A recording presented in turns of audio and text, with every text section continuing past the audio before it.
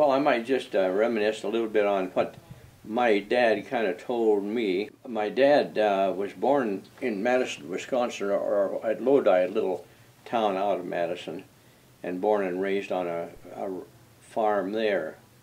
And then his father came to Montana, and actually in the early days there became a locator for Burling, or for Great Northern Railroad, Jim Hill. And of course Jim Hill, he was eager to get people out here, so he really got a sales bulletin going telling that the country was just like Indiana, grass up to the bellies of cows, and all the positive things he could think of. He forgot to tell them, though, that it forgets to rain once in a while in Montana. So there was quite a migration.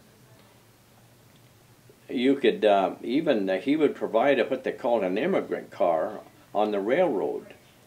And someone that was wanting to move to Montana could put all these household equipment or household stuff and all this stuff in one end, and he could even put a few cows and chickens and pigs on the other end. And sometimes they'd be two weeks on the railroad. But then they would side them at like at Big Sandy or Carter and everything, and let the people kind of live in the car there while they would find a place that they could homestead on. And he brought in a lot of people that way. And his dad, and in the meantime, had platted the township, or the town site of Carter. In fact, there's still a Stewart edition in the plat book of Carter, Montana. They platted up the lots, kind of. Yeah. He kind of platted up, and they called it the Stewart edition. Oh. And people could buy them if you wanted to build a house in Carter. The old hotel is not a hotel anymore, but the building is still there, and it's been kind of fixed up.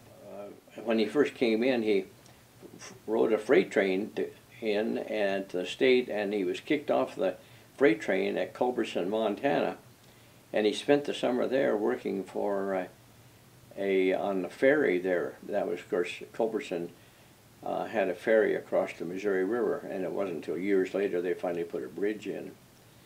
And then I think he had to go back to school. He wanted to finish high school, and then that winter he went back and finished high school, and then in about 1909 or so came out. Well, I was born in southern Wisconsin, out in the country, and it was, I recall, a little country post office that has been discontinued for a good many years at Hyers Corner, which was close to Madison, Wisconsin.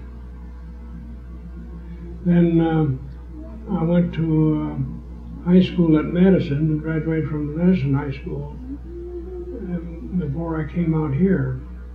Yes, suddenly there's a group of businessmen there at Madison that bought a big ranch, and they called it the Bank Ranch, and they hired my father to come out and run the ranch or supervise the ranch.